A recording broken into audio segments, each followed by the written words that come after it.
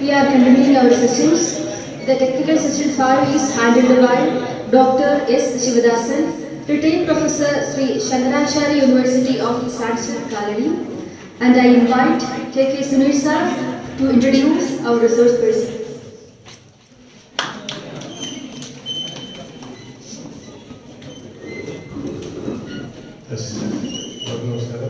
ഇനി വലിയൊരു ഇൻട്രൊഡക്ഷൻ ആവശ്യമില്ലാതെ തോന്നുന്നില്ല. കാരണം രാവിലത്തെ സെഷനെ വിശദമായിട്ട് പറഞ്ഞിരുന്നു. എൻ്റെ മാഷാണ്, ഒരുപാട് വർഷത്തെ അനുഭവ പരിചയങ്ങളുണ്ട്. അതുപോലെ ഗവേഷണ സംബന്ധിയായിട്ട് ഇപ്പോഴും ഫീൽഡിൽ നിറഞ്ഞു നിൽക്കുന്ന ആളാണ്. ഒരുപക്ഷെ കേരളത്തിലെ മറ്റ് യൂണിവേഴ്സിറ്റികളിൽ നിന്നും ഒരാളുടെ കൂടെ PhD ചെയ്തിരിക്കുന്ന ആളുകളുടെ എണ്ണം നോക്കുകയാണെങ്കിൽ മാഷിൻ്റെതാണ് ഇപ്പോൾ നിലവിലത്തെ റെക്കോർഡ്. 23 PhDs പ്രൊഡ്യൂസ് ചെയ്യപ്പെട്ടിട്ടുണ്ട് മാഷിനൊപ്പം തന്നെ. അതുകൊണ്ട് തന്നെ വിവിധങ്ങളായിട്ടുള്ള മേഖലകളിലുള്ള എക്സ്പെർട്ടീസ് മാഷിനുണ്ട്. നമുക്ക് ഇന്നത്തെ ഈ സെഷൻ ചെയ്യാൻ കിട്ടിയത് വലിയൊരു ഭാഗ്യമായിട്ട് ഞാൻ കണക്കാക്കുന്നു. അധികം മുഖവരകളൊന്നും ഇല്ലാതെ മാഷിൻ്റെ പ്രസന്റേഷന് വേണ്ടി ക്ഷണിക്കുന്നു.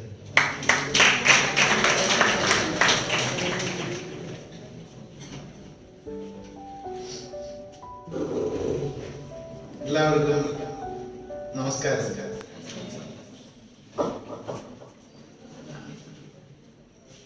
നമ്മള്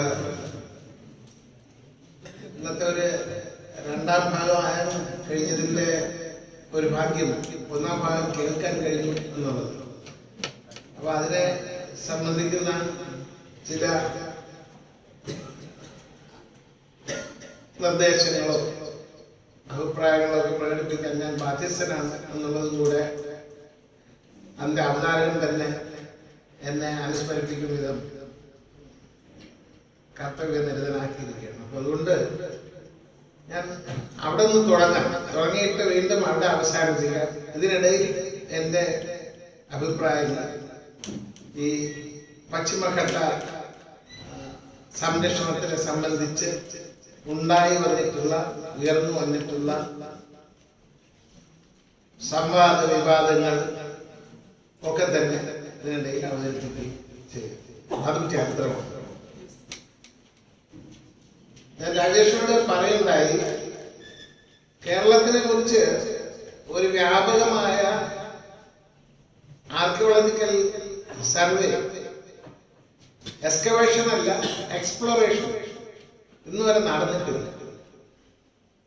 ഇത് പല സന്ദർഭങ്ങളിൽ പല വേദികളിൽ ഇത് ഉയർത്തുകയുണ്ടായി. ഏറ്റവും അവസാനം ഇപ്പോൾ സാംസ്കാരിക വകുപ്പിന്റെ കീഴിൽ രൂപീകരിച്ചിട്ടുള്ള ആർക്കിയോളജി പുരാവസ്തു വകുപ്പ് എങ്ങനെ പുനഃസംഘടിപ്പിക്കാമെന്നുള്ളത് സംബന്ധിച്ച് മൈക്കിൾ തരകൻ കൺവീനറായി ഉള്ള കമ്മിറ്റിയിൽ ഞാൻ അംഗമാണ്. അവിടെയും ഞാൻ ഈ അഭിപ്രായം പ്രകടിപ്പിക്കുകയുണ്ടായി. നമുക്ക് എത്രയും പെട്ടെന്ന് ഒരു ആർക്കിയോളജിക്കൽ എക്സ്പ്ലോറേഷൻ സംഘടിപ്പിക്കേണ്ടതുണ്ട് എന്നുള്ള കാര്യം. അപ്പൊ അവിടുത്തെ പ്രതിബന്ധങ്ങൾ എന്ന് പറയുന്നത് നിരവധിയാണ്. ഒന്ന്, പുരാവസ്തു വകുപ്പിന് ആവശ്യമായ സ്റ്റാഫില്ല. അതേസമയം പുരാവസ്തു വകുപ്പ് എടുത്താൽ പൊങ്ങാത്ത അത്ര പുരാവസ്തു സംരക്ഷിത സ്മാരകങ്ങളുണ്ട്. 180-ലധികം സംരക്ഷിത സ്മാരകങ്ങളുള്ള സംസ്ഥാനമാണ് കേരളം. അപ്പോ അവിടുത്തെ സ്റ്റാഫ് പാറ്റേൺ നോക്കുകയാണെങ്കിൽ ഒരു സ്മാരകത്തിന് ഒരാളിനെ വെച്ച് പോലും വിടാനുള്ള സ്റ്റാഫ് അവിടെ ഇല്ല. രണ്ട്, ഇത് ഏതാണ്ട് 100% ആളുകളും അവിദഗ്ധരായിട്ടുള്ള ആളുകളാണ് ആർക്കിയോളജി വകുപ്പിനെ ഭരിക്കുന്നത്. നല്ല കഴിഞ്ഞ കുറെ കാലങ്ങളായി. അപ്പൊ വൈദഗ്ധ്യം എന്ന് പറയുന്നത് ഇതിനില്ല. അപ്പൊ അതുകൊണ്ട് സർവീസിൽ വന്നതിന് ശേഷം കിട്ടുന്ന ചില പരിശീലനങ്ങളിലൂടെ, അതിലും ചുരുക്കം ചില, ഇപ്പൊ ദിനേശന്റെ പേരിലൂടെ പരാമർശിച്ചു. ദിനേശൻ നമ്മുടെ സർവകലാശാലയിൽ ഗവേഷണം ചെയ്തിരുന്ന വിദ്യാർത്ഥിയാണ്, നല്ല മിടുക്കനാണ്. പക്ഷെ അയാളുടെ ഗവേഷണം മലയാളത്തിലായിരുന്നു. മലയാള ഭാഷയിൽ ഒരു പ്രശ്നത്തെ സംബന്ധിച്ച് ഗവേഷണം ചെയ്തിരിക്കുമ്പോഴാണ് പുരാവസ്തു വകുപ്പിലായിട്ട് നിയമനം കിട്ടുന്നത്. അങ്ങനെ ദിനേശനോ അതുപോലുള്ള ചില ആളുകളോ ഈ പുരാവസ്തു കണ്ടെത്തലുകൾ, പുരാവസ്തുവുമായി ബന്ധപ്പെട്ട ചില കണ്ടെത്തലുകൾ, സ്മാരകങ്ങൾ സംരക്ഷിക്കുന്നതിന് അദ്ദേഹം തന്നെ ഇടുക്കിയിൽ കുറേ വിദ്യാർത്ഥികളുമായിട്ടൊരു പര്യടനം നടത്തി. ഇടുക്കി രേഖകൾ എന്ന പേരിൽ ഞങ്ങൾ കണ്ടു കാണുന്നുണ്ട്.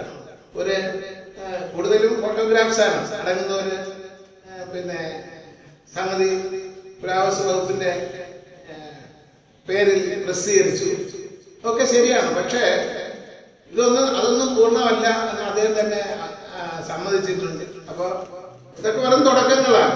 ഇത് പണ്ട് മുതലേ ഇത്തരത്തിലുള്ള കാര്യങ്ങൾ നടന്നിട്ടുണ്ട്. അപ്പോൾ ഇതിനെ സംബന്ധിച്ച് ഒരു വ്യാപകമായ തുറന്ന പര്യടനം, എക്സ്പ്ലോറേഷൻ, അതായത് പിന്നെ പുരാവസ്തു സംബന്ധിയായിട്ടുള്ള ഒരു പരിശോധന, ആലോചന നടത്തുന്നതിന് പോലും കഴിയാത്ത ഒരു വകുപ്പാണ് അന്നും ഇന്നും കേരളത്തിലുള്ളത്. ഒരു 1980കളുടെ ആരംഭത്തിൽ യൂണിവേഴ്സിറ്റി കോളേജിൽ ഒരു പ്രൊഫസർ രാജേന്ദ്രൻ ഉണ്ടായിരുന്നു, ഡോക്ടർ എൻ രാജേന്ദ്രൻ. അദ്ദേഹം ആർക്കൈവ്സ് വകുപ്പിൽ, പുരാരേഖാ വകുപ്പിൽ, ഞാൻ രാജേഷിനോട് പറഞ്ഞു, പുരാരേഖാ വകുപ്പില് ഡയറക്ടറായിട്ട് പോയിട്ട് കേന്ദ്ര സർക്കാരിന്റെ സ്വാധീനിച്ചിട്ട് ചില ബന്ധങ്ങളൊക്കെ ഉപയോഗിച്ച് ഒരു വലിയ പദ്ധതി തയ്യാറാക്കി ഒരു വിപുലമായ ആർക്കിയോളജിക്കൽ സർവേ നടത്തുന്നതിനും എക്സ്പ്ലോറേഷൻ നടത്തുന്നതിനും വേണ്ടി ഫണ്ടും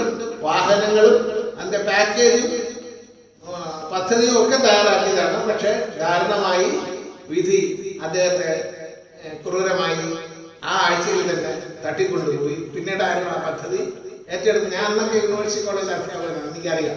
പിന്നീട് ആരും ആ പദ്ധതി ഏറ്റെടുത്തില്ല, നടപ്പിലാക്കില്ല. ഇന്നും അതങ്ങനെയൊക്കെയാണ്. നമ്മൾ വർഷോത്തര ആയിരുന്നു നോക്കണം. 10-35 വർഷത്തിന് മുമ്പ് നടന്ന സംഭവമാണ് ഞാൻ ഈ പറയുന്നത്. അന്ന് മുതൽ ഇങ്ങോട്ട് പലപ്പോഴും പല സംരംഭങ്ങളും നടന്നിട്ടുണ്ട്. ആർക്കിയോളജിക്കൽ എക്സ്പ്ലോറേഷൻ നടത്തുന്നതിന് വേണ്ടി, പിന്നീട് എക്സ്കവേഷൻ. അപ്പോൾ രാജേഷ് കണ്ടെത്തിയ മാതിരിയുള്ള അതിവിപുലമായ ശേഖരങ്ങൾ ഇടുക്കിയിലുണ്ട്, കേരളത്തിന്റെ മറ്റ് പല ഭാഗങ്ങളിലുമുണ്ട്. പക്ഷെ ആരെങ്കിലും അക്കാദമികമോ അക്കാദമികേതരമോ ആയിട്ടുള്ള കൗതുകത്തിന്റെ ഭാഗമായി, ജിജ്ഞാസയുടെ ഭാഗമായി എന്തെങ്കിലും കണ്ടെത്തുമ്പോൾ അതൊരു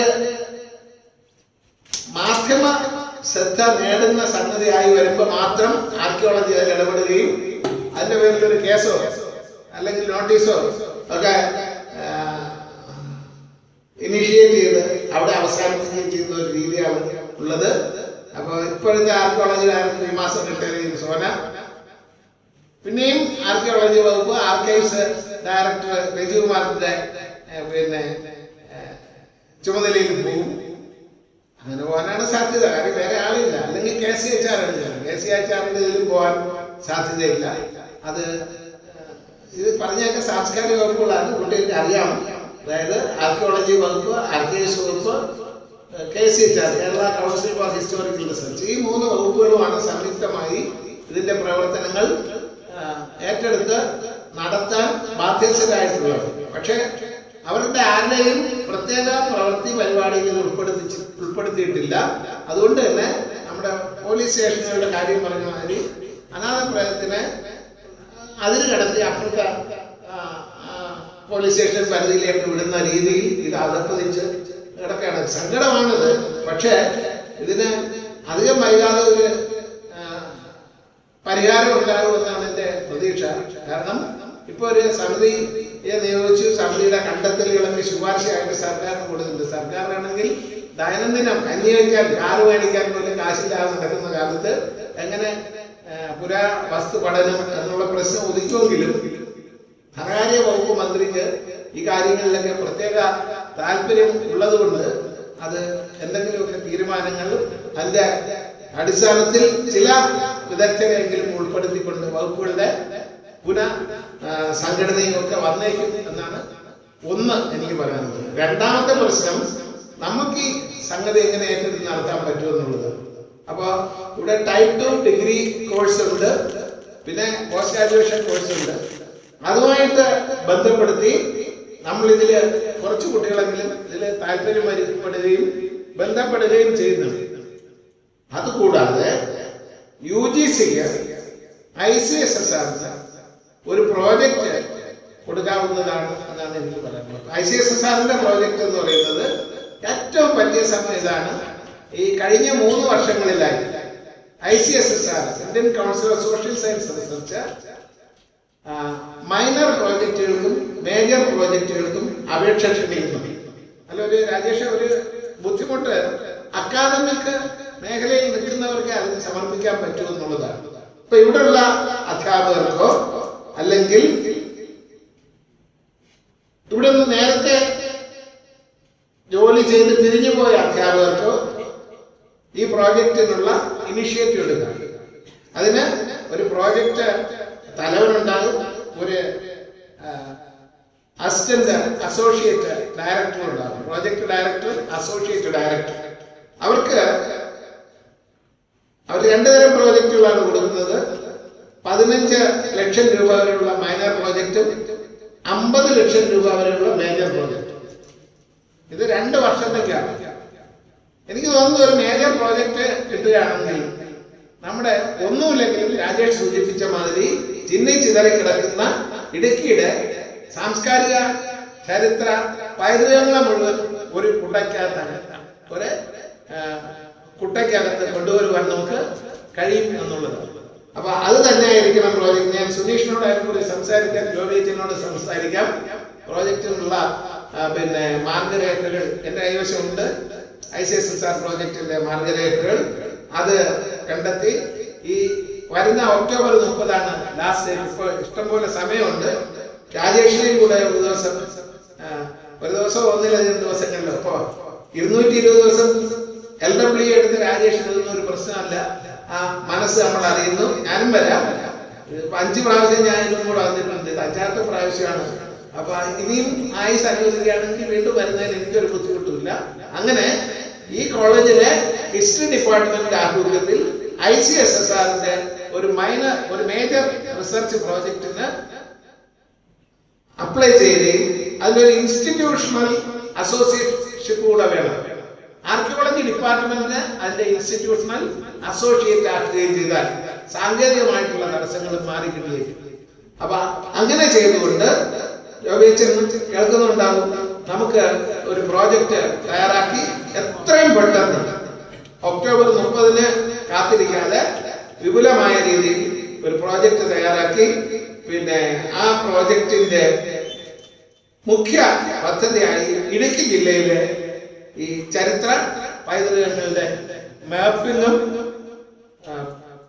പ്രൊട്ടക്ഷനും, അതുവഴി നമ്മുടെ ഈ ചരിത്രം പഠിക്കുന്ന കുട്ടികൾക്ക് ഒരുപാട് തൊഴിലവസരങ്ങളും അല്ലെങ്കിൽ എൻഗേജ്മെന്റ്സും ഒക്കെ കിട്ടുന്ന ഒരു സംഗതിയായി മാറും.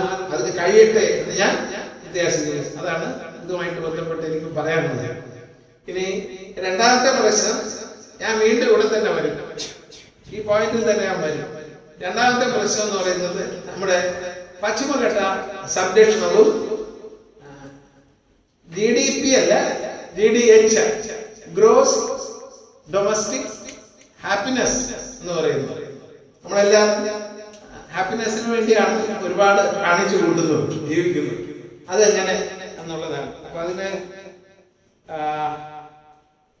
ഇയാളുടെ പരിചയമുണ്ടോ? അറിയാമോ? അറിഞ്ഞുകൂടാത്ത ആള് കൈവക്കും. ഈ ആളിനെ അറിഞ്ഞുകൂടാത്ത ആള് കൈവക്കും. എല്ലാവർക്കും അറിയാം അല്ലേ? അപ്പൊ ആരാ? ഓക്കെ, ഞാൻ വേറെ ഒരെണ്ണം കൂടെ കാണിക്കാം. ഇത് ഗലീലിയോയെ കുറിച്ചുള്ള കുറിപ്പാണ്. അതല്ല, അതിനു മുമ്പ്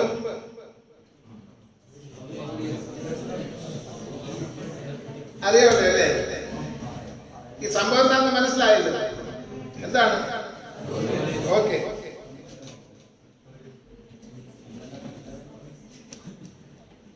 അപ്പൊ born in 1564, 5 നൂറ്റാണ്ടായി. ഇന്ന് ഇന്നലെയല്ല. The Italian astronomer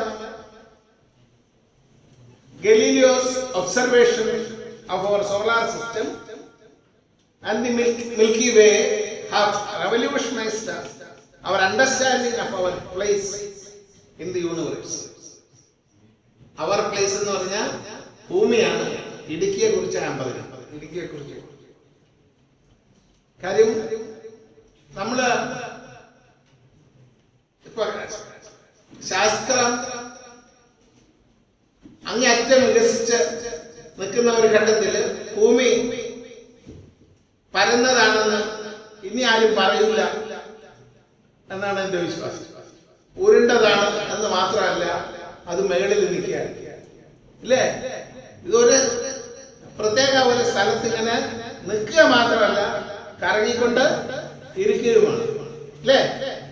കറങ്ങുക മാത്രമല്ല, സൂര്യനെയും വലം വെച്ചുകൊണ്ടിരിക്കുകയാണ് എന്നുള്ളത് സത്യമാണെന്ന് 5 നൂറ്റാണ്ടിന് മുമ്പ് ഉറപ്പിച്ച കാര്യമാണ്. അതിന്റെ പേരിൽ മത കുറ്റവിചാരണയൊക്കെ നേരിടേണ്ടി വന്നെങ്കിലും വിചാരണ കഴിഞ്ഞ് പുറത്തിറങ്ങുമ്പോൾ അദ്ദേഹം ഗലീലിയോ പതുക്കെ പെറുവെറുത്തു, ഞാനത് വിശ്വസിക്കുന്നില്ല. കുമ്പസാരിച്ചത് വിശ്വസിക്കുന്നില്ല.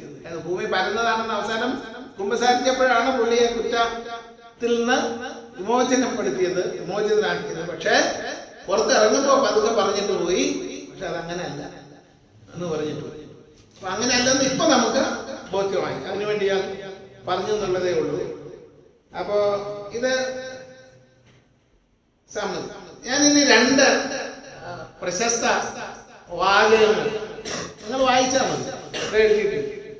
ഈ ഭൂമി സ്വകാര്യ വ്യക്തികളുടേതല്ല. ഈ ഭൂമി ഇടുക്കി ഉൾപ്പെടെ സ്വകാര്യ വ്യക്തികളുടേതല്ല, രാഷ്ട്രങ്ങളുടേതല്ല. ഭൂമിയിൽ ജീവിക്കുന്ന മുഴുവൻ മനുഷ്യരെയും എടുത്താൽ അവരുടേതുമല്ല.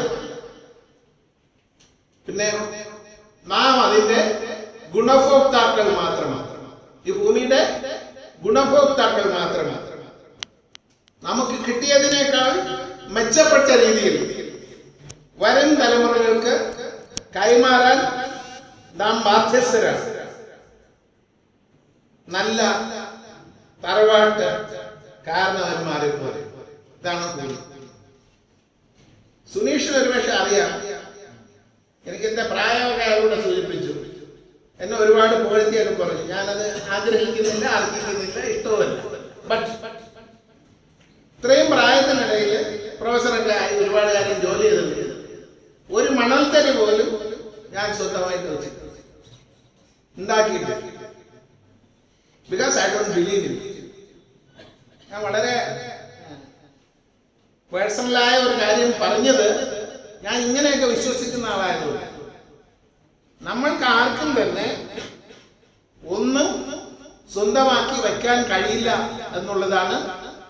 ഭൂമിയിൽ ഒന്നും സ്വന്തമാക്കി വെക്കേണ്ട ആവശ്യമില്ല എന്നുള്ളതാണ് ഒന്നാമത്തെ കാര്യം. പറഞ്ഞത് മൂലധനത്തിലാണ്, കാരൽ മാർക്സ്, സാക്ഷാൽ മാർക്സ്.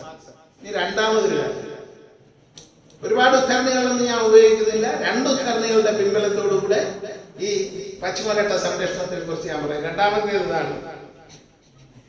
അതും ഈ സ്ഥാപനത്തിൽ നിന്നുകൊണ്ട്, ഒരു ക്രിസ്ത്യൻ പശ്ചാത്തലമുള്ള സ്ഥാപനത്തിൽ നിന്നുകൊണ്ട് ഇങ്ങനെയൊക്കെ പറയാമോ എന്ന് ചോദിച്ചാൽ എനിക്കറിയത്തില്ല. ഞാൻ പറയും എന്ന് മാത്രമേ ഞാൻ പറയാമോ. അപ്പോ വാനറിൽ നിന്ന് നരനിലേക്ക് ഉള്ള പരിവർത്തനത്തിൽ അധ്വാനത്തിന്റെ പങ്ക് എന്ന പ്രബന്ധത്തിൽ മാർക്സിന്റെ സുഹൃത്ത് മാത്രമല്ല, ജീവാത്മാവും പരമാത്മാവും ഒക്കെ ആയിരുന്ന സഹപ്രവർത്തകൻ ഏഞ്ചൽസ് എഴുതി, ഹേ മനുഷ്യ, പ്രകൃതിയുടെ മേൽ നീ കൈവരിക്കുന്ന വിജയങ്ങളിൽ അഹങ്കരിക്കാതിരിക്കുക. എനിക്ക് നിങ്ങളോട് പറയാനുള്ളത്, ഹേ മനുഷ്യ, പ്രകൃതിയുടെ മേൽ നീ കൈവരിക്കുന്ന വിജയങ്ങളിൽ അഹങ്കരിക്കാതിരിക്കുക. ഓരോ വിജയത്തിനും പ്രകൃതി അതിന്റെ പ്രതികാരം വീട്ടിയിട്ടുണ്ട്. നിന്റെ ഓരോ വിജയത്തിനും പ്രകൃതി അതിന്റെ പ്രതികാരം വീട്ടിയിട്ടുണ്ട്. തുടക്കത്തിൽ നാം ആഗ്രഹിക്കുന്ന ഡിസൈറബിൾ ആയിട്ടുള്ള അഭിലഷണീയമായ ഫലങ്ങൾ ഉണ്ടായിട്ടുണ്ടെങ്കിലും ഉണ്ടാകുമെങ്കിലും പിന്നീട് അവയെ നിഷ്പ്രഭമാക്കുന്ന തിരിച്ചടികൾ ഉണ്ടാകാറുണ്ട് എന്ന് നമ്മൾ കഴിഞ്ഞ 2 വർഷമായിട്ടല്ല, കഴിഞ്ഞ കുറേ വർഷങ്ങളായിട്ട് കണ്ടുകൊണ്ടിരിക്കുന്നതാണ്. സത്യമല്ലേ? ഞാൻ പറയാം, നബ്രിയാൽ അങ്ങനെ പറയാറില്ലേ? സത്യം അപ്രിയ അല്ലേ?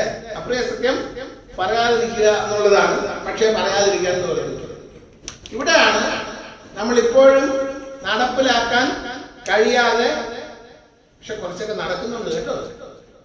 ഇടുക്കിയിലെന്നല്ല, പശ്ചിമഘട്ടത്തിൽ മൊത്തത്തിൽ കുറെ പ്രശ്നങ്ങളൊക്കെ നടക്കുന്നുണ്ട്. അപ്പൊ ഇനി പ്രശ്നത്തിലേക്ക് ഞാൻ വരാം. എന്ന് തൊട്ട് നമുക്ക് പരിസ്ഥിതി ബോധം ഉണ്ടായി, പരിസ്ഥിതി സംരക്ഷിക്കണമെന്നുള്ള തോന്നലുണ്ടായി.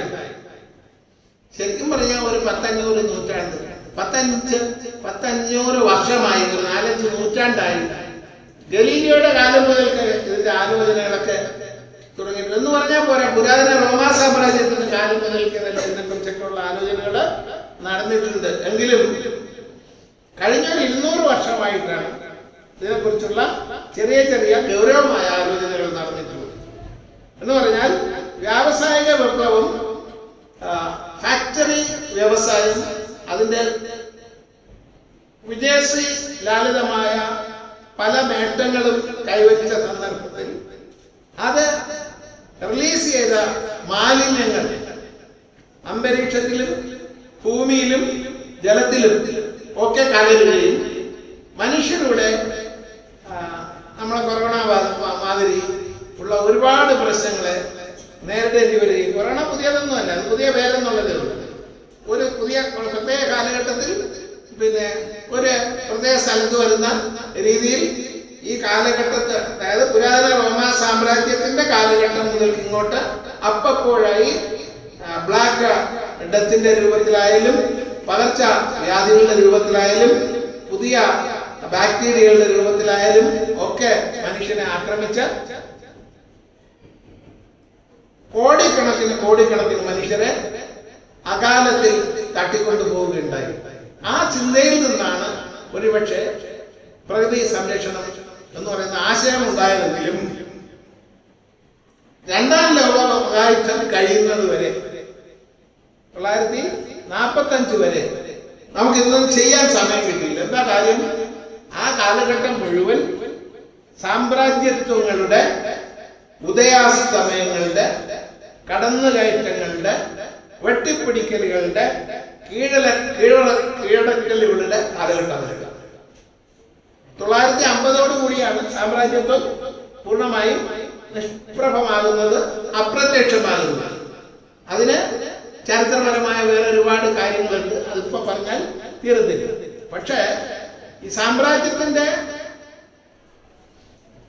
പ്രത്യേകിച്ചും ബ്രിട്ടീഷ് സാമ്രാജ്യത്വത്തിന്റെ ഏതാണ്ട് പൂർണ്ണമായ അധപ്പതനത്തിന്റെ അടയാളം കുറിച്ച ലോകമഹായുദ്ധത്തിന്റെ അവസാന കാലഘട്ടത്തിൽ ഉണ്ടായി വന്ന ഒരു സംഘടനയാണെന്ന് നിങ്ങൾക്കറിയാം, UN, ഐക്യരാഷ്ട്ര സംഘടന. ഐക്യരാഷ്ട്ര സംഘടനയുടെ കീഴിൽ നിരവധി സമിതികൾ ഉള്ളതിൽ യുനെസ്കോ നടത്തുന്ന പരിശ്രമങ്ങളുടെ ഫലമായിട്ടാണ് പാരിസ്ഥിതിക ബോധം എന്ന് പറയുന്ന പ്രശ്നം പൊന്തി വരുന്നത്. അത് 1960കളിൽ ഒക്കെയാണ്, 60കളുടെ 2ാം പകുതിയോടുകൂടിയാണ് ഇത് പരിസ്ഥിതി ബോധത്തെ കുറിച്ചുള്ള ഒരു അവലോകനം, ഒരു ധാരണയൊക്കെ ഉണ്ടായി വരുന്നത്. 70കളിലാണ് അതിനെക്കുറിച്ച്, അതുകൊണ്ട് ആദ്യത്തെ പാരിസ്ഥിതിക, അതായത് സംരക്ഷണം സംബന്ധിച്ച ആക്ട് ഗവൺമെന്റ് ഓഫ് ഇന്ത്യ പുറപ്പെടുവിക്കാൻ നിർബന്ധിതമാകുന്നു. അപ്പോ നമുക്ക് ഒരു കാര്യം വ്യക്തമായി, ഇതൊന്നും അറിഞ്ഞുകൂടായിരുന്നത് കൊണ്ടോ ഗൗരവമായി പരിഗണിക്കാതിരുന്നത് കൊണ്ടോ ആണ് ഈ അടുത്തവരെ 1970 വരെ നമ്മൾ പരിസ്ഥിതിയെ വിഴുങ്ങിക്കൊണ്ടിരുന്നത്, അല്ലെങ്കിൽ നശിപ്പിച്ചുകൊണ്ട് ഇരുന്നത്. ഇടുക്കിയിൽ നിന്ന് പറയുമ്പോൾ സാമ്രാജ്യത്വം അതിന്റെ മൂലധനം നിക്ഷേപിക്കുന്നതിനുള്ള ഏറ്റവും പറ്റിയ മണ്ണാണ് ഇടുക്കി എന്ന് 19ാം നൂറ്റാണ്ടിൽ തന്നെ തിരിച്ചറിഞ്ഞിരുന്നത്. ഞാൻ വിശദീകരിക്കുന്നില്ല. അങ്ങനെയാണ് നമ്മുടെ വിപുലമായ തോതിലുള്ള രാജേഷ് ഇവിടെ ആശങ്കപ്പെട്ട നമ്മുടെ പിന്നെ പുരാവസ്തുക്കളെയൊക്കെ നശിപ്പിച്ചുകൊണ്ടുള്ള നിർമ്മിതികൾ ഇവിടെ ആരംഭിക്കുന്നു. അതുവരേക്കും ഇവിടെ പ്രശ്നങ്ങളൊന്നും ഉണ്ടായിരുന്നില്ല എന്നുള്ളതാണ് സാർ. ഇപ്പൊ നമ്മുടെ ഏലത്തോട്ടങ്ങൾ തുടർന്ന് ഏലത്തിന് രോഗവും, ഏലമല്ല നമ്മുടെ കാപ്പിത്തോട്ടങ്ങൾ, കാപ്പിക്ക് രോഗവും ആദ്യമൊക്കെ ഫലപ്രദമായിട്ട് ഒക്കെ വരാതിരുന്ന സാഹചര്യത്തിൽ നമ്മുടെ തേയിലത്തോട്ടങ്ങളും പിന്നെ ഏലത്തോട്ടങ്ങളും പിന്നെ മറ്റ് സുഗന്ധ വ്യഞ്ജനങ്ങളെല്ലാം തന്നെ കൃഷി ചെയ്യുന്നതിനും ശേഖരിക്കുന്നതിനും വേണ്ടിയുള്ള ഒരു സംരംഭം ആരംഭിച്ചതിന്റെ ഭാഗമായിട്ടാണ് വൻതോതിലുള്ള മനുഷ്യ ശേഷി ഇവിടെ ആവശ്യമായിട്ട് വന്നത്. ആ ആവശ്യമായ മനുഷ്യശേഷിയെ ആകർഷിക്കുന്നതിന് വേണ്ടിയാണ് കേരളത്തിന്റെ പല ഭാഗങ്ങളിൽ നിന്നും, പ്രത്യേകിച്ച് മധ്യ തിരുവിതാംകൂറിൽ നിന്ന് ധാരാളം സാഹസികരായ ആളുകൾ ഈ ഇടുക്കിയുടെ ഇവിടെ വിവിധ ഭാഗങ്ങളിൽ കുടിയേറ്റം നടത്തുന്നത്. ആ കുടിയേറ്റ ശ്രമത്തിന്റെ ഭാഗമായിട്ട് ഇതുപോലുള്ള ഒരുപാട് നമ്മുടെ കൺസ്ട്രക്റ്റുകൾ ഡീകൺസ്ട്രക്ട് ചെയ്യപ്പെട്ടു. പക്ഷെ പുതിയ പല വികസനങ്ങളും ഉണ്ടായി. അപ്പൊ എന്താണ് വികസനം എന്ന് നിങ്ങൾ ചോദിക്കും. കുറെ റോഡുകൾ വരികയോ, കുറെ വിദ്യാഭ്യാസ സ്ഥാപനങ്ങൾ വരികയോ, കുറെ വൈദ്യുത പദ്ധതികൾ വരികയോ, ജലവൈദ്യുത പദ്ധതികൾ വരികയോ ഒക്കെ ചെയ്യുന്ന ഒരു സംഭവങ്ങളൊക്കെ ഇവിടെ ഉണ്ടായി. ഇതൊക്കെ അതിന്റെ ഒരു അപെക്സിൽ എത്തുമ്പോഴാണ് നമ്മൾ 1986 രണ്ടാമത്തെ ശ്രദ്ധേയമായ ഈ പരിസ്ഥിതി സംരക്ഷണ ആക്ട്, അതിന് മുമ്പ് തന്നെ വനസംരക്ഷണ 1980 വിപുലമായ വനസംരക്ഷണ ആക്ട് വന്നു. തുടർന്ന് കേരള സംസ്ഥാനം ഇന്ന് വരെ ഏതാണ്ട് 20ലധികം നിയമനിർമ്മാണങ്ങൾ ഇതുമായി ബന്ധപ്പെട്ട് നടത്തിയിട്ടുണ്ട്. കൂട്ടത്തിൽ കേന്ദ്ര സർക്കാരും പല നിയമങ്ങളും നടത്തുന്നുണ്ട്. അതുകൊണ്ടാണ് നമ്മളിപ്പോൾ ഇടയ്ക്കിടയ്ക്ക് പത്രങ്ങളിൽ വായിക്കുമ്പോൾ കൗതുകരമായിട്ട് തോന്നുന്നത് എന്താണ്, ശബരിമല ആരുടെ വകയാണ്?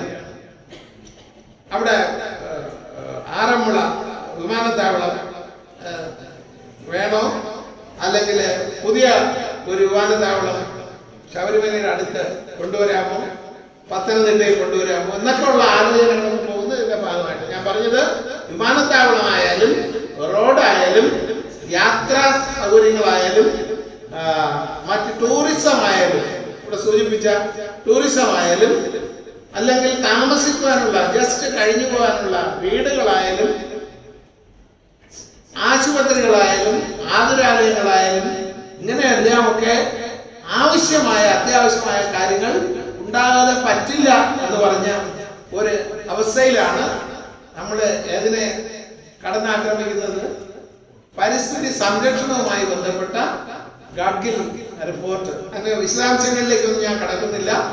ഞാനൊരു ഡോക്യുമെന്റ് വേണമെങ്കിൽ ആവശ്യമില്ലാത്തവർക്ക്, കണ്ടിട്ടില്ലാത്തവർക്ക് അത് വായിക്കാൻ വേണ്ടി ഒരു 300-320 പേജേ ഉള്ളൂ ഗാഡ്ഗിൽ കമ്മിറ്റി റിപ്പോർട്ട്.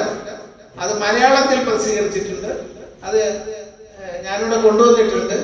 അല്ലാതെ തന്നെ എൻ്റെ സംഭാവനയൊന്നുമല്ല, അത് ഫ്രീ ആയിട്ട് കിട്ടുന്നതാണ്. ഇന്റർനെറ്റിൽ ഡൗൺലോഡ് ചെയ്ത് എടുത്താലും മതി. പക്ഷെ അത് ഇംഗ്ലീഷ് റിപ്പോർട്ടും മലയാളം റിപ്പോർട്ടും എല്ലാ കുട്ടികളും നിർബന്ധമായി വായിച്ചിരിക്കണം എന്നുള്ളതാണ്. കുട്ടികൾ മാത്രമല്ല, മുതിർന്നവരും അധ്യാപകരും വായിക്കുന്നതോടൊപ്പം നമ്മുടെ മാതാപിതാക്കളെയും സഹോദരങ്ങളെയും അയൽവാസികളെയും പഠിപ്പിക്കുകയും കൂടെ ചെയ്യേണ്ടി വരുന്നു എന്നുള്ളതാണ് അതിന്റെ പ്രാധാന്യം.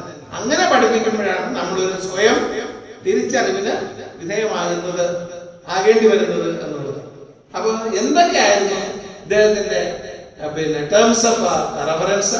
ആരാണ് ഇദ്ദേഹത്തെ നിയമിച്ചത്? എന്തിനാണ് നമ്മൾ ഈ വിവാദങ്ങൾ ഉണ്ടാക്കിയത്? എന്തിനാണ് പിന്നെ കസ്തൂരി രംഗനെ നിയമിച്ചത്?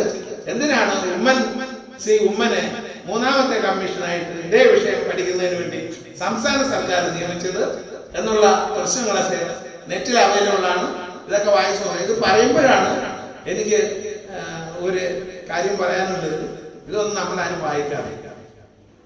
ഈ പ്രശ്നം ഇംപ്ലിമെന്റ് ചെയ്ത് വരുമ്പോൾ നമ്മൾ കൊടിയെടുക്കും, പിന്നെ പ്രകടനം നടത്തും, അടിച്ചു പൊളിക്കും എന്നുള്ളത് കവിഞ്ഞ് ഇതിനെക്കുറിച്ചുള്ള ചർച്ചകൾ വരുമ്പോൾ ഇന്ത്യയിൽ ആകമാനം ഈ ഗാഡ്ഗിൽ കമ്മീഷനെ കുറിച്ചോ പിന്നെ പശ്ചിമഘട്ട സംരക്ഷണം സംബന്ധിച്ച 6 സംസ്ഥാനങ്ങളുടെ ദക്ഷിണേന്ത്യയിലെ 6 സംസ്ഥാനങ്ങളെ വളരെ ഡയറക്റ്റ് ആയിട്ട് ബാധിക്കുന്ന, അവിടുത്തെ കുടിവെള്ള പ്രശ്നത്തെ, അവിടുത്തെ ജീവൻ പ്രശ്നത്തെ വളരെ ഡയറക്റ്റായി ബാധിക്കുന്ന ഈ കമ്മീഷൻ റിപ്പോർട്ട് പ്രസിദ്ധീകരിച്ചിട്ട്, ചർച്ചയ്ക്ക് വേണ്ടി പ്രസിദ്ധീകരിച്ചിട്ട് ഏതാനും ചില 1000 ആളുകൾ മാത്രമാണിത് വായിച്ചിട്ടുള്ളത് അന്നത്തെ ദിവസങ്ങളിൽ, അതിന്റെ കട്ട് ഓഫ് ഡേറ്റിന് മുൻപ് എന്നുള്ളത്. അത് പറയുമ്പോഴാണ് എനിക്ക് വേറൊരു കാര്യം പറയാനുള്ളത്. നമുക്കിപ്പോൾ ഒരു പുതിയ യുഗത്തിലാണ് നമ്മൾ ജീവിക്കുന്നത്. ഇന്ത്യ പുതിയ യുഗത്തിലൂടെ കടന്നു പോവുകയാണ്. കെജ്രിവാളിന്റെ യുഗം മാത്രമല്ല, BJPയുടെ യുഗവും കൂടാണ്. ഉള്ള കാര്യം BJPക്കാരുണ്ടെങ്കിൽ ദയവ് ക്ഷമിക്കുക. അപ്പൊ ഈ യുഗത്തിലൂടെ ഒരു പ്രത്യേകത എന്ന് പറയുന്നത്, നമ്മള് എന്താ പറയുക, ഒരു എല്ലാ സംഗതികളും ഡീകൺസ്ട്രക്ട് ചെയ്യുക എന്നുള്ളതാണ് ഈ യുഗത്തിന്റെ ഒരു പ്രത്യേകത. അതായത് അതിനു മുൻപ് കുറെ പതിറ്റാണ്ടുകളായി ഇന്ത്യയിൽ നിലനിന്നിരുന്ന സംഗതികളൊക്കെ മോശമാണ്. അതെല്ലാം പൂർണ്ണമായിട്ടും ഡീകൺസ്ട്രക്ട് ചെയ്താലേ നേരെയാവും എന്നുള്ള പുനഃസൃഷ്ടികൾ നടക്കുന്ന കാലഘട്ടമാണ്. നിങ്ങളെ ബാധിക്കുന്ന ഒരു പ്രശ്നം ഇതിലുള്ളത് കൊണ്ടാണ് ഞാൻ ഈ കാര്യം പറയുന്നത്. പ്രശ്നം എന്ന് പറയുന്നത് NEP കേട്ടിട്ടുണ്ടോ? എന്താണ് സംഭവം? അറിയില്ല. ഇത് തന്നെയാണ് നമ്മുടെ പ്രശ്നം. ഇത് തന്നെയാണ് നമ്മുടെ പ്രശ്നം. നിങ്ങളെ മാത്രം ബാധിക്കുന്നതല്ല, സമൂഹത്തെ മൊത്തം ബാധിക്കുന്നതും നിങ്ങളെ വളരെ ഡയറക്റ്റ് ആയിട്ട് ബാധിക്കുന്നതുമായ പ്രശ്നമാണ് ന്യൂ എഡ്യൂക്കേഷൻ പോളിസി. നമുക്ക് ഒരുപാട് എഡ്യൂക്കേഷൻ പോളിസികൾ ഉണ്ടായെങ്കിലും ഇവര് വന്നിട്ട് കഴിഞ്ഞ കുറെ വർഷങ്ങളായി വിദ്യാഭ്യാസത്തിന് ഇങ്ങനെ എടുത്തിട്ട് ചവിട്ടുകയാണ് ഇന്ത്യയിൽ. അതിന് വേറെ ഒന്നും വേണ്ട. വിദ്യാഭ്യാസ വകുപ്പ്, മാനവ വിഭവശേഷി വകുപ്പ് കൈകാര്യം ചെയ്തിരുന്ന മന്ത്രിമാരുടെ സ്ഥാനം, അവരുടെ പേരുകൾ, പഴയ മന്ത്രിമാരുടെയും കഴിഞ്ഞ 4-5 കൊല്ലമായിട്ടുള്ള മന്ത്രിമാരുടെയും, ഇപ്പോഴത്തെ മന്ത്രിയുടെ പേരെന്താ? എത്ര അതെങ്കിലും ഒരു കുട്ടി പറയൂ, വിദ്യാഭ്യാസ മന്ത്രിയുടെ പേര്. ആ അവസ്ഥയാണ് ഇന്ന് ഇന്ത്യയിലുള്ളത്. പേരറിഞ്ഞുകൂടാത്ത അവസ്ഥയാണ്. ഒരു രാഷ്ട്ര നിർമ്മിതിയുടെ പൊഖ്രിയാൻ ആരെന്ന് പോലും അറിഞ്ഞുകൂടാത്ത ഒരു രാഷ്ട്രത്തിന്റെ ഭാവിയെ എങ്ങനെ കരുപ്പിടിപ്പിക്കണം എന്നുള്ള വിഷയം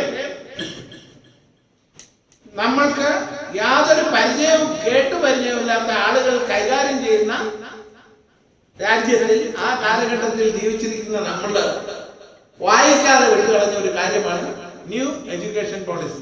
ഇന്ന് വീട്ടിൽ പോയിട്ട് അത് വായിക്കണം. വേറെ ഒരിടവും പോണ്ട. അത് ഇംഗ്ലീഷിലും മലയാളത്തിലും ഇന്റർനെറ്റില് അവൈലബിൾ ആണ്. ഗൂഗിളിൽ സെർച്ച് ചെയ്താൽ മതി. New education policy. അത് കഴിഞ്ഞ വർഷം തന്നെ നടപ്പിലാക്കി കളയും എന്ന് പറഞ്ഞ് കുറെ പ്രചാരണങ്ങൾ നടത്തി. എന്നിട്ട് താല്പര്യമുള്ള ഇന്ത്യൻ പൗരന്മാർക്കെല്ലാം ഇതില് അഭിപ്രായം പറയാമെന്ന് പറഞ്ഞു. 1 ലക്ഷത്തിൽ താഴെ ആളുകൾ മാത്രമാണ് 135 കോടി ജനങ്ങളുള്ള ഇന്ത്യയിലെ മുഴുവൻ ആളുകളെയുമായി ബാധിക്കുന്ന ഈ പ്രശ്നത്തിന്റെ മേൽ അഭിപ്രായം പറഞ്ഞത്. എനിക്ക് നിങ്ങൾക്കൊക്കെ ഇതിൽ കയറി അഭിപ്രായം പറയാം. പക്ഷെ പറഞ്ഞത് അത്രയും കുറച്ചു പേര്. അപ്പൊ പിന്നെ ഈ ഗാഡ്ഗിൽ റിപ്പോർട്ട് വായിക്കുകയും അതിന്റെ അഭിപ്രായം പറയുകയും അതിന്റെ അഭിപ്രായ സ്വരൂപീകരണത്തിന് വേണ്ടി പരിശ്രമിക്കുകയും ചെയ്യാൻ കഴിയാതെ പോയതിൽ നമുക്ക് അത്ഭുതമൊന്നും ഇല്ല. അപ്പൊ ഞാൻ പറഞ്ഞു വരുന്ന പ്രശ്നം എന്താന്ന് വെച്ചാല്, നമുക്ക് ഒരുപാട് ഉത്കണ്ഠകളുണ്ട്. ഗാഡ്ഗിൽ നമ്മുടെ ആജന്മ ശത്രുവാണ്.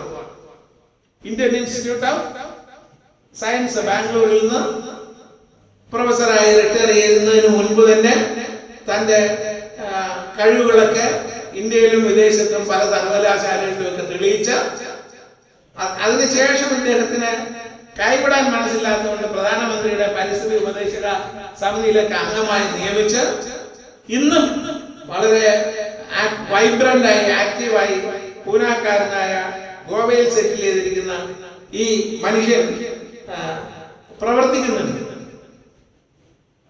ദോഷം പറയരുത്, പത്മശ്രീയും പത്മഭൂഷണവും ഒക്കെ കിട്ടിയത് വാങ്ങി പോക്കറ്റിൽ വെച്ചിട്ടും ഉണ്ട്. അതങ്ങനെയാണല്ലോ, നമ്മളിതൊക്കെ ചെയ്താൽ അംഗീകാരം കിട്ടണം. അപ്പൊ ഗാഡ്ഗിൽ നിയമിതനായപ്പോ ഗാഡ്ഗിലിനെ സംബന്ധിച്ച് ഗാഡ്ഗിൽ എന്ന് പറഞ്ഞ ഒരു 13 അംഗ കമ്മിറ്റിയാണ്, ഇദ്ദേഹം അധ്യക്ഷനാണെന്നേ ഉള്ളൂ. ഉദ്യോഗസ്ഥരും മറ്റ് വിദഗ്ധരും അടങ്ങുന്ന കമ്മിറ്റി. ആ കമ്മിറ്റിയുടെ ഉപദേശങ്ങൾ, ചർച്ചകൾ, സിറ്റിംഗ്സ് ഒക്കെ കഴിഞ്ഞ് റിപ്പോർട്ട് തയ്യാറാക്കി സർക്കാരിന് കൊടുത്തു കഴിയുമ്പോൾ സർക്കാർ അത് നടപ്പിലാക്കണോ വേണ്ടയോ? എന്താ കാര്യം? റിപ്പോർട്ട് പ്രസിദ്ധീകരിക്കുന്നതിന് മുമ്പ് തന്നെ റിപ്പോർട്ടിലെ ഉള്ളടക്കത്തെ കുറിച്ച് ചർച്ചകൾ, വിവാദങ്ങൾ ആരംഭിച്ചു. വൻതോതിലുള്ള കുടിയൊഴിപ്പിക്കലുണ്ടാകും. ഒന്ന്, ഒരു തരത്തിലുള്ള സോൺ 1, സോൺ 2, സോൺ 3. സോൺ 1 ഒരു തരത്തിലുള്ള നിർമ്മാണ പ്രവർത്തനങ്ങളോ മനുഷ്യ ആവാസമോ സാധ്യമല്ലാതാവും. സോൺ 2 ചിലതൊക്കെ, സോൺ 3 അതിലും കുറച്ച്. അപ്പോ നമ്മുടെ നേരത്തെ നമ്മൾ പറഞ്ഞ, തുടക്കത്തിൽ പറഞ്ഞ മാർക്സും ഏഞ്ചൽസും ഒക്കെ പറഞ്ഞ കാര്യങ്ങളുമായുള്ള കോൺഫ്ലിക്റ്റ് ഇവിടെയാണ് വരുന്നത്. എന്ന് പറഞ്ഞാല് നമുക്ക് ഒന്നും എടുത്തുകൊണ്ട് പോകാൻ കഴിയില്ല എന്ന് അറിയാമെങ്കിലും നമ്മളെല്ലാം എടുത്തുകൊണ്ട് പോകാനോ സ്വന്തമാക്കി വെക്കാനോ വേണ്ടി ഇങ്ങനെ വ്യഗ്രത കൊണ്ടിരിക്കുമ്പോഴാണ് ഗാഡ്ഗിൽ എന്ന് പറഞ്ഞ ഒരുത്തൻ വന്ന് നമ്മുടെ കവാലക്കുട്ടിക്ക് അടിതരുന്നത്. എങ്ങനെ? ഇടുക്കിക്കാരെ നിങ്ങളെ ഞങ്ങൾ പാഠം പഠിപ്പിക്കും. പശ്ചിമഘട്ടക്കാരെ വിട്, ഇടുക്കിക്കാരെ. കാര്യം എന്താ? ഇടുക്കിയിലെ മിക്കവാറും എല്ലാ പ്രദേശങ്ങളും കവർ ചെയ്തു. അപ്പോ പ്രശ്നം രൂക്ഷമായി. റിപ്പോർട്ട് അവസാനം പബ്ലിഷ് ചെയ്തു. ഒരുപാട് ചർച്ചകളൊക്കെ പലതരത്തിലുള്ള ആളുകൾ നടത്തി. കൂട്ടത്തില് കേരള ശാസ്ത്ര സാഹിത്യ പരിഷത്ത് അവരിതിനെ മലയാളത്തിൽ ട്രാൻസ്ലേറ്റ് ചെയ്തു. 720 രൂപയ്ക്ക് അവർ വിൽക്കുന്ന സാധനം ഫ്രീ ആയിട്ട് ഇന്റർനെറ്റിൽ ഇട്ടു. എന്നിട്ടും ജനം പഠിച്ചില്ല. വീണ്ടും സർക്കാർ വേറൊരു കമ്മീഷനെ നിയമിക്കുവാൻ നിർബന്ധിതമാവുകയാണ് ചെയ്തത്. അത് ഏത് കമ്മീഷനാണ്? അതാണ് കസ്തൂരിരംഗം കമ്മീഷൻ. ആ കമ്മീഷനും ശുപാർശകൾ നമുക്ക് ആത്യന്തികമായി ഗുണകരമല്ല. കമ്മീഷന്റെ ശുപാർശകൾ എന്ന് കണ്ടപ്പോൾ ഇതിനെ എങ്ങനെ ആക്കാം? അന്നത്തെ സർക്കാരിന് ഒരു വഴിയേ ഉണ്ടായിരുന്നുള്ളൂ. അതുകൊണ്ടാണ് ഇന്നത്തെ മുഖ്യമന്ത്രിയുടെ പേരിലുള്ള ഒരു കമ്മീഷനെ, മുഖ്യമന്ത്രിയുടെ കമ്മീഷനല്ല, മുഖ്യമന്ത്രിയുടെ പേരിലുള്ള ഒരാളെ കമ്മീഷനായിട്ട് ഉമ്മൻ കമ്മീഷൻ. അങ്ങനെയാണ് ആ കമ്മീഷൻ ഇതിൽ ഇടപെടുകയും നടപ്പിലാക്കാൻ കഴിയുന്ന ചില നിർദ്ദേശങ്ങൾ, ഇന്ന് അദ്ദേഹത്തിന് ചില നിർദ്ദേശങ്ങൾ മുന്നോട്ട് വയ്ക്കുകയും ചെയ്ത്. ഇത് പകുതിയല്ല, 100% രാഷ്ട്രീയവും കൂടാണ്. പക്ഷേ ഇതിലെ ഏറ്റവും പ്രധാനമായ പ്രശ്നം നിങ്ങൾ ഉൾക്കൊള്ളുന്ന ഇടുക്കിയിലെ ഗ്രാമാന്തരങ്ങളിൽ ഈ പ്രശ്നം ചർച്ച ചെയ്യണം. നിങ്ങളെ ഇത് എങ്ങനെ ബാധിക്കുമെന്നും ഇവിടുത്തെ മണ്ണും പൈതൃകവും സംരക്ഷിച്ചുകൊണ്ട് എങ്ങനെ നിങ്ങളെ ഈ ബാധ വളരെ കുറച്ച് മാത്രം ആക്രമിക്കപ്പെടുമെന്നും നിങ്ങൾ ചർച്ച ചെയ്ത് നിർദ്ദേശം കൊടുക്കണമെന്നാണ് ഗാഡ്ഗിൽ പറഞ്ഞത്. അത് വേണ്ടെന്നാണ് കസ്തൂരിരംഗം പറഞ്ഞത്. ഇത് രണ്ടും ചെയ്യാതാണ് മൂന്നാമത്തെ ആള് ഇത് ചില കാര്യങ്ങളൊക്കെ ആകാം എന്ന് വെട്ടി തുറന്ന് ബ്ലാറ്റന്റ് ആയിട്ട് പറഞ്ഞത്. അതുകൊണ്ടാണ് ഇതിന്റെ പേരിൽ പ്രശ്നങ്ങൾ നടക്കുന്നത്. അപ്പൊ ചുരുക്കി പറഞ്ഞാൽ ഇത്രമാത്രം മനസ്സിലാക്കിയിരിക്കുക, ഇത്രമാത്രം സക്രിയമാകുക. നിങ്ങൾ എങ്ങനെ സക്രിയമാവുക? ഈ കോളേജിലെ ഡിഗ്രി, PG, ഹിസ്റ്ററി വിദ്യാർത്ഥികൾ, ഞാൻ സുനീഷിനോട് പറഞ്ഞു, ഞാനിത് ഇങ്ങനെ പറയും, എന്നെ തല്ലിയാലും പറയുന്നത്, ഇവിടുത്തെ ഡിഗ്രി, PG ചരിത്ര വിദ്യാർത്ഥികളെങ്കിലും സംയുക്തമായി, നമ്മൾ നേരത്തെ പുരാവസ്തു വകുപ്പ് സംരക്ഷണം സംബന്ധിച്ച് പറഞ്ഞത് മാതിരി ഈ ഇടുക്കിയിലെ മണ്ണ് സംരക്ഷണവും ഈ വിവിധ കമ്മീഷനുകൾ ഉയർത്തിയിട്ടുള്ള സംവാദ വിവാദങ്ങളും പഠിക്കുകയും അത് പ്രചരിപ്പിക്കുകയും ചെയ്യുന്നതിന് വേണ്ടി ഒരു സമിതി ഉണ്ടാക്കുക. പണ്ട് ഞങ്ങളെ കോളേജിൽ പഠിക്കുമ്പോൾ അവിടെ എല്ലാം പഠിപ്പിക്കുമായിരുന്നു.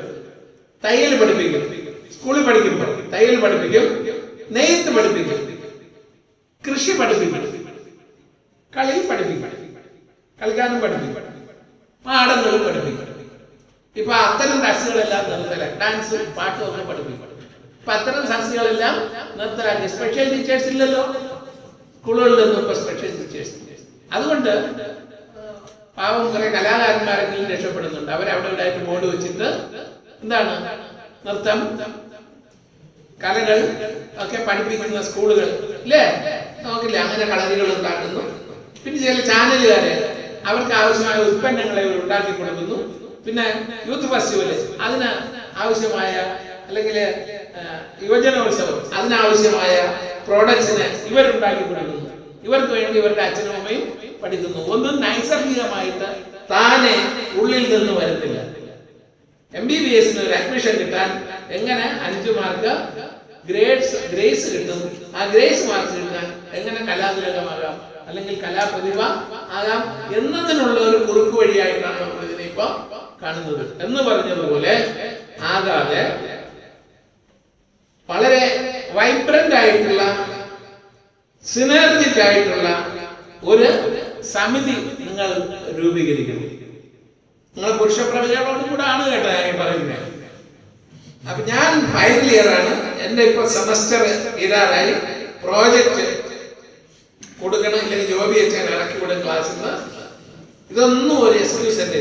നമുക്ക് 24 മണിക്കൂർ സമയമുണ്ട്. ഞാൻ വേറൊരു കാര്യം പറയുന്നത്, നമ്മുടെ ജീവൻ നിലനിൽക്കുന്നത് മുഖ്യമായും 3 കാര്യങ്ങൾ ആശ്രയിച്ചു. ഒന്ന് ശുദ്ധവായു. വെള്ളത്തിനേക്കാളും ആദ്യം ശുദ്ധവായു. വായുവിൽ തന്നെ പലതരമുണ്ട്. അതിൽ ശുദ്ധവായുവിൽ 10 ഘടകങ്ങൾ അടങ്ങിയിട്ടുണ്ട്. ഏതൊക്കെയാണ് ഘടകങ്ങളെന്ന് ഞാൻ ഇപ്പോൾ പറയുന്നില്ല. അത് വെറും H2O എന്ന് പറയുന്നതാണ് വെള്ളം എന്ന് നമ്മൾ സ്കൂളിൽ പഠിച്ചതല്ല. വെള്ളത്തിൽ നൈട്രജനും കാർബൺ ഡൈ ഓക്സൈഡും ഉൾപ്പെടെ ഉള്ളത് ഉണ്ട്. ഈ 10 ഘടകങ്ങൾ അടങ്ങിയ ശുദ്ധവായു ഉറപ്പാക്കുക. എങ്ങനെ കിട്ടും? 2 ശുദ്ധജലം. ശുദ്ധജലത്തിനെ കുറിച്ച് പറയുമ്പോൾ നമ്മുടെ ശരീരം, മനുഷ്യ ശരീരം ജലത്താൽ നിർമ്മിതമാണ് എന്ന് പറഞ്ഞാൽ ഞങ്ങൾ സമ്മതിക്കുമല്ലോ അല്ലേ? 80%-ലധികം നമ്മുടെ ശരീരത്തിലെ 80%-ലധികം ശരീരത്തിന്റെ കണ്ടന്റ് വെള്ളമാണ്, വെറും വെള്ളം. മറ്റേ ബെവറേജസിലൂടെ ഒഴുക്കുന്ന വെള്ളമല്ല, ശുദ്ധജലം. അതാണ് 80%-ലധികം.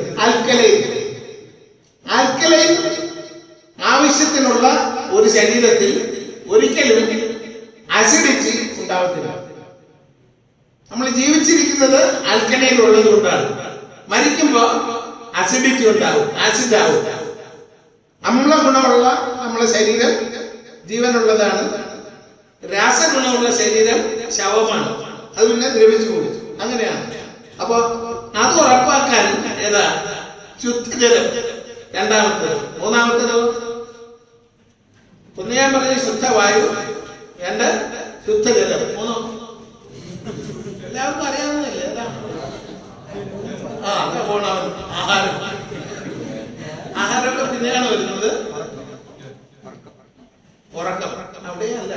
നിങ്ങൾ പറയൂ, ആരെങ്കിലും ഒരാൾ പറയൂ. 3 ഘടകങ്ങൾ ഏതൊക്കെയാ? സൂര്യപ്രകാശം. സൂര്യപ്രകാശം ജീവന്റെ സ്രോതസ്സാണ്. അതില്ലാത്ത ഒരുപാട് സ്ഥലങ്ങളുണ്ട്. ഭൂമിയിൽ കൂടുതൽ ഭാഗവും അതില്ലാത്തതാണ്, ഇല്ലാത്ത ഭാഗങ്ങളാണ്. അപ്പൊ ഉള്ള ഭാഗം കേരളത്തിന് യാതൊരു ദാരിദ്ര്യവുമില്ല സൂര്യപ്രകാശത്തിന്റെ കാര്യത്തിൽ. പക്ഷേ അതിനെ ഉപയോഗിക്കുന്നില്ല. പകരം എങ്ങനെ സുഗമമായി ഒഴുകി വരുന്ന നദിയെ തടഞ്ഞു നിർത്തി അണക്കെട്ടുണ്ടാക്കി ആ അണക്കെട്ടിൽ നിന്ന് എങ്ങനെ വൈദ്യുതി ഉത്പാദിപ്പിക്കാമെന്നാണ് നമ്മൾ ചിന്തിക്കുന്നത്. ഒരു മന്ത്രിപുങ്കവനും ഒരു എന്താ പറയാ ശാസ്ത്രജ്ഞനും നമുക്ക് ഇങ്ങനെ ഒരു കാര്യമുണ്ട്, വീട്ടിൽ തന്നെ വൈദ്യുതി ഉത്പാദിപ്പിക്കാം. വേറൊരു ഇലക്ട്രിക് മീറ്റർ കൂടെ വെച്ചു കൊടുത്താൽ ആ ഉത്പാദിപ്പിക്കുന്ന വൈദ്യുതി ഇലക്ട്രിസിറ്റി വകുപ്പെടുത്തുകൊള്ളും. നമുക്ക് ഈ വൈദ്യുതി കിട്ടാത്ത സമയത്തോ നമ്മൾ ഉത്പാദിപ്പിക്കുന്ന വൈദ്യുതിക്കോ ആവശ്യാനുസരണം ക്രമപ്പെടുത്തി വില കൊടുത്തിട്ട് അവസാനം ഇതിന് വിലയില്ലാത്ത അവസ്ഥ. അതായത് പൈസ ചെലവില്ലാതെ വൈദ്യുതി നമുക്ക് ലഭിക്കുന്ന അവസ്ഥ നമുക്ക് സംജാതമാക്കാം. ഇതിനു വേണ്ടിയുള്ള ഒരു സംരംഭം നടന്നാണ് അത് സരിതാഊർജം ആയി മാറിയത്. സരിതോർജമായി മാറിയപ്പോൾ ഇത് നമുക്ക് കിട്ടാണ്ട് പോയി. അതിന് ഡൈവേർഷൻ വന്നു, ഡീവിയേഷൻ വന്നു, അങ്ങനെ അതും പോയി. പക്ഷെ ഇപ്പോ വൈദ്യുതി വകുപ്പ് നിങ്ങൾക്ക് അറിയാമെങ്കിൽ, ഇത് നിങ്ങളുടെ ശ്രദ്ധയിൽ പെട്ടിട്ടുണ്ടെങ്കിൽ നിങ്ങൾക്കത് നിങ്ങളുടെ വീടുകളിൽ ഇംപ്ലിമെന്റ് ചെയ്യാം. ഒരു കഴിയുന്നിടത്തോളം സോളാർ പാനലുകൾ നമ്മുടെ പറമ്പിൽ അല്ലെങ്കിൽ ടെറസിന്റെ മുകളിൽ സ്ഥാപിച്ചാൽ നമ്മുടെ ആവശ്യത്തിന് പോയിട്ട് അധികം വൈദ്യുതി നമുക്ക് തന്നെ ഉൽപ്പാദിപ്പിക്കാൻ കഴിയും. ഞാൻ ഒരു 25 കൊല്ലം മുമ്പ് ക്ലാസ്സുകളിൽ പറഞ്ഞാണ്, നമ്മുടെ ആവശ്യാനുസരണം കേരളീയനെ സംബന്ധിച്ച് ആവശ്യം പോലെ വൈദ്യുതി ഉൽപ്പാദിപ്പിക്കാൻ കഴിയുന്ന ഒരു സംസ്ഥാനത്തിലാണ് നമ്മൾ, ഒരു ഭൂപ്രദേശത്താണ് നമ്മൾ ജീവിക്കുന്നത്. ഈ വൈദ്യുതി മതി, അല്ലാതെ വൻകിട ജലവൈദ്യുത പദ്ധതികളൊന്നും വേണ്ട. ഇനി അഥവാ വൻകിട പദ്ധതി ജലവൈദ്യുത പദ്ധതികളാണ് വരുന്നെങ്കിലും മൈക്രോ പ്രോജക്റ്റുകൾ, ചെറുകിട ജലവൈദ്യുത പദ്ധതികൾ മതി. ഇപ്പൊ വൻ വികസിത രാജ്യങ്ങളെല്ലാം വൻകിട പദ്ധതികൾ ഒഴിവാക്കിയിട്ട് ചെറുകിട ജലവൈദ്യുത പദ്ധതികളിലാണ് അവര് ആശ്രയിക്കുന്നത്, ശ്രദ്ധ തിരിക്കുന്നത്. അപ്പൊ എന്ത് പറ്റി? ഇവിടെ കസൂർ രംഗം പറഞ്ഞു നമുക്ക് ഈ വൻകിട പദ്ധതികളെല്ലാം ഡീകമ്മീഷൻ ചെയ്തു, കുഴപ്പമായി, വിവാദമായി. മറ്റവര് പറഞ്ഞു അത് വേണ്ട, നമുക്ക് വളരെ പദ്ധതി ഉണ്ടല്ലോ, ആതിരപ്പള്ളി അതും കൂടെ വേണമെങ്കിൽ പോരട്ടെ എന്ന് പറഞ്ഞു. ആതിരപ്പള്ളിയുടെ പ്രശ്നത്തിലും തർക്കമുണ്ടായി. പരിഷത്ത് പറഞ്ഞു അത് പാടില്ല, പരിഷത്ത് ശത്രുക്കളായി. ആതിരപ്പള്ളി വേണമെന്ന് ഒരു വശം അധികാരികളും നമ്മളെ ഇടുത്തിന്നുള്ളത് തന്നെ മന്ത്രിയും 2 പ്രാവശ്യം 3 പ്രാവശ്യം പ്രസ്താവിച്ച് ഞാൻ കേട്ടിട്ടുണ്ട്. അങ്ങനെ TV കാണാറില്ല, എന്നാലും ഇടയ്ക്കൊക്കെ നോക്കുമ്പോ അദ്ദേഹം വന്ന് പറയാറുണ്ട് ആതിരപ്പള്ളി വരുമെന്ന്. അപ്പൊ അത് വേണ്ട, ചെറുകിട രീതിയിൽ എങ്ങനെ അതോ അതിനേക്കാൾ കൂടുതലോ ഊർജം അവിടെ നിന്ന് ഉത്പാദിപ്പിക്കുക. അപ്പൊ ഈ 3 കാര്യങ്ങൾ ഏതാ? ശുദ്ധജലം, ശുദ്ധവായു, ഊർജം. അത് സൗരോർജം വഴിയുള്ള ഊർജവും ഉണ്ടെങ്കിൽ നമ്മൾ ജീവിക്കും. ഒപ്പം നിങ്ങൾ ആഹാരം ഇപ്പൊ ടീ ബ്രേക്ക് കഴിയുന്ന ഞാൻ കണ്ടു. പ്രധാന ആഹാരം ടീ അല്ലെങ്കിൽ കോഫി. ഞാൻ കഴിക്കാത്ത ഒരാഹാരം ഒന്നാണ് ടീയും കോഫിയും. വിഷമാണ് എന്ന് നിങ്ങൾക്ക് ഞാൻ പറഞ്ഞു തരേണ്ട കാര്യമില്ല. നിങ്ങളെ വിഷം കുടിപ്പിച്ച് കൊല്ലാനാണ് നോക്കുന്നത് ഈ സുനീഷും അച്ഛനൊക്കെ കൂടെ ചേർന്നുണ്ട് എന്ന് നിങ്ങൾ തിരിച്ചറിഞ്ഞാൽ പിന്നെ നിങ്ങൾ ചായയും കാപ്പിയും കുടിക്കില്ല, വീട്ടിലും കുടിക്കില്ല. ഞാൻ ഇന്നലെ സുനീഷിന്റെ വീട്ടിലാണ് താമസിച്ചെന്ന് പറഞ്ഞു. സുനീഷിന്റെ ബന്ധുക്കള് എത്ര പ്രാവശ്യം എന്നോട് ചോദിച്ചെന്നറിയാമോ, ചായ വേണ്ടേ, കാപ്പി വേണ്ടേ? ഞാൻ പറഞ്ഞു വേണ്ട, ഞാനിതൊന്നും കഴിക്കാറില്ല. വെള്ളം കുടിക്കുക. ഞാൻ പറഞ്ഞില്ലേ 80%. നമ്മുടെ ശരീരത്തിൽ ഏറ്റവും വെള്ളം കുറവെന്ന് നമുക്ക് തോന്നുന്ന ബോണില്ലേ, എല്ല്, അതിന് പോലും 22% വെള്ളമാണ്. ബോണിന്റെ പോലും 22% വാട്ടർ ആണ് എന്ന് നിങ്ങൾ തിരിച്ചറിഞ്ഞാൽ നിങ്ങൾ വെള്ളം കുടിച്ചോളൂ. ഒരു ദിവസം 4 ലിറ്റർ വെള്ളം കുടിച്ചോളൂ, മിനിമം 4 ലിറ്റർ. രാവിലെ എണീറ്റ് 1 ലിറ്ററും കുടിക്കും, ഒരു കുഴപ്പമില്ല. രാവിലെ ക്ലാസ്സിൽ വരുമ്പോൾ അത് നിർത്തി വയ്ക്കണം, ഇല്ലേ പിന്നെ ഇടയ്ക്കൊക്കെ അവർക്ക് ഡിസ്റ്റർബൻസ് ഉണ്ടാകും. അപ്പോ വീട്ടിലുള്ള സമയത്ത് ഇഷ്ടംപോലെ വെള്ളം കുടിക്കുക, അത് തന്നെയാണ് ഏറ്റവും വലിയ ഭക്ഷണം. പഴങ്ങൾ സ്വന്തമായിട്ട് ഉത്പാദിപ്പിച്ച് കഴിക്കുക. പലവരും കൃഷി ചെയ്ത് ഉണ്ടാക്കുന്ന ഫ്രൂട്ട്സുകൾ, പോയിസണസ് ഫ്രൂട്ട്സ്, അത് കഴിക്കാതിരിക്കുക. ഇവിടെ എല്ലാ ഫ്രൂട്ട്സും ഫ്രൂട്ട്സ് ഉണ്ടാക്കി കഴിക്കുക, ഗ്രേപ്സ് ഉണ്ടാക്കി കഴിക്കുക, അല്ലെ അവൈലബിൾ ആയിട്ടുള്ള ഇത് മതി. അരി ആവശ്യമില്ല നമുക്ക്. അരിയാഹാരം കഴിക്കുന്ന മലയാളി എന്നൊക്കെ പറഞ്ഞ് നമ്മൾ മുഖ്യമന്ത്രി വരെ പറയാറുണ്ട്. ഞാൻ അരിയാഹാരം കഴിക്കാറില്ല 5 കൊല്ലമായിട്ട്. ഒരു ആരോഗ്യത്തിന് ഒരു കുറവ് സംഭവിച്ചില്ല. ഈ തിരിച്ചറിവ് നേരത്തെ ഇല്ലായിരുന്നു എന്ന് ചോദിച്ചാൽ സർവീസിലുള്ള കാലത്ത് ഇതൊന്നും നടന്നിരുന്നില്ല എന്നുള്ളത്. ഗോതമ്പും നമുക്ക് ആവശ്യമില്ല, അത് ഞാൻ കഴിക്കാറില്ല. ചോദ്യം എനിക്കറിയാം വരുമെന്ന്, ചോദ്യം വരുക പിന്നെ എന്താ സാറ് കഴിക്കുന്നത്? വെള്ളമാണ് എന്റെ മുഖ്യ ആഹാരം. പച്ചവെള്ളം, ശുദ്ധമായ പച്ചവെള്ളം. 2, ഞാൻ പഴങ്ങൾ കഴിക്കും, വെജിറ്റബിൾസ് വിഷമില്ലാത്തത് കഴിക്കും. അപ്പൊ ഞാൻ ഈ പറഞ്ഞതിന് ചുരുക്കം എത്രയേ ഉള്ളൂ. ഞാൻ വിഷയത്തിലേക്ക് വരാം. തുടങ്ങിയ സ്ഥലത്തേക്ക്, രാജേഷ് പറഞ്ഞ സ്ഥലത്തേക്ക് ഞാൻ കൊണ്ടുവന്ന് അവസാനിപ്പിക്കാം. ഞാൻ ഈ പ്രശ്നം എത്രയേ ഉള്ളൂ, നമുക്ക് ഒരു പരിസ്ഥിതി ബോധം ഉണ്ടാകണം. ഇല്ലാന്നല്ല, നല്ല കുട്ടികളാണ് നിങ്ങൾ. ഞാൻ സാധാരണ ചരിത്ര വിദ്യാർത്ഥികളൊക്കെ ഇത്രയും കീനായിട്ട് ഡിസിപ്ലിൻഡ് ആയിട്ട് അത് ഒരു സെമിനാറിന് 2-3 മണിക്കൂർ നടക്കുന്ന ഒരു പ്രഭാഷണത്തിന് ശ്രദ്ധിച്ച് കേട്ടിരിക്കുന്നതൊന്നും ഞാൻ കണ്ടിട്ടില്ല. You are well disciplined. നിങ്ങൾക്ക് പരിസ്ഥിതി ബോധമുണ്ട്, പക്ഷെ ഉണ്ടെങ്കിലും ഇത് പോരാ എന്നുള്ളതാണ്. മനസ്സിലായില്ലേ? ഈ ഗാഡ്ഗിൽ റിപ്പോർട്ടും കസ്തൂരി രംഗൻ റിപ്പോർട്ടും ഉമ്മന്റെ റിപ്പോർട്ടും അതിനെക്കുറിച്ചുള്ള വിവാദ സംവാദങ്ങളും വായിച്ചിട്ടില്ലാത്തവർ കൈവക്കാൻ പറഞ്ഞാൽ എല്ലാവരും കൈവക്കുമെന്ന് എനിക്കറിയാം. മിക്കവാറും എല്ലാവരും കൈവക്കുമെന്ന് അറിയാം. ഒന്നോ രണ്ടോ ആളുകൾ വിളിച്ചു. അപ്പൊ അത് ഒഴിവാക്കാൻ തുടർന്ന് അങ്ങോട്ടുള്ള ദിവസങ്ങളിൽ ഈ റിപ്പോർട്ടുകൾ വായിക്കുകയും അത് സ്വാംശീകരിക്കാൻ നമ്മളൊരു സമിതിയെ ഉണ്ടാക്കുകയും നമ്മൾ സ്വാംശീകരിക്കണം, ഇന്റേണലൈസ് ചെയ്യണം.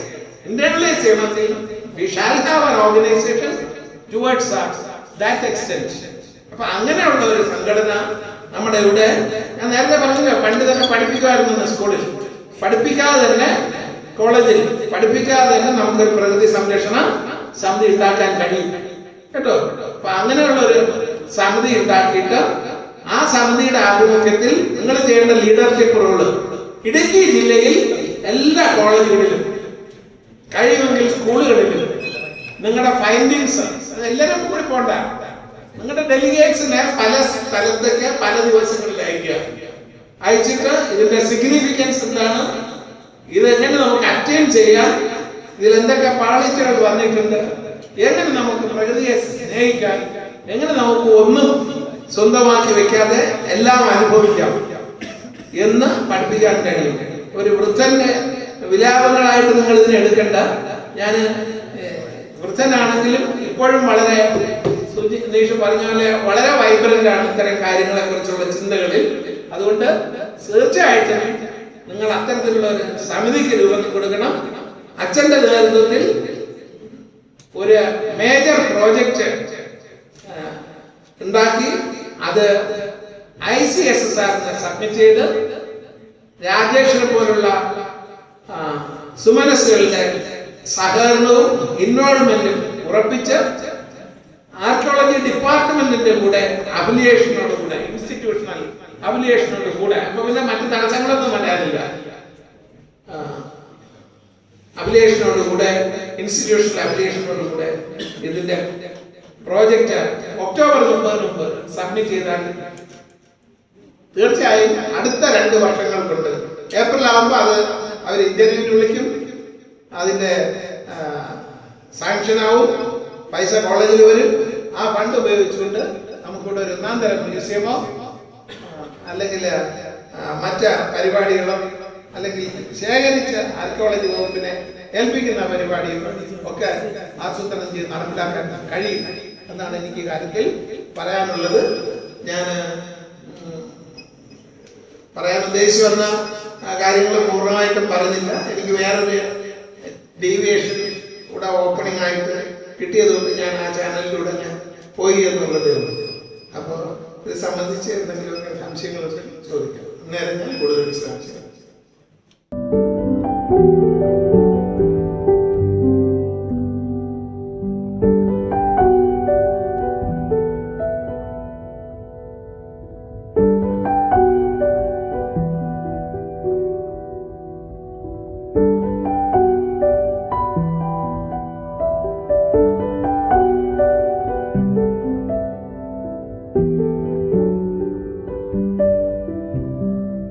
you.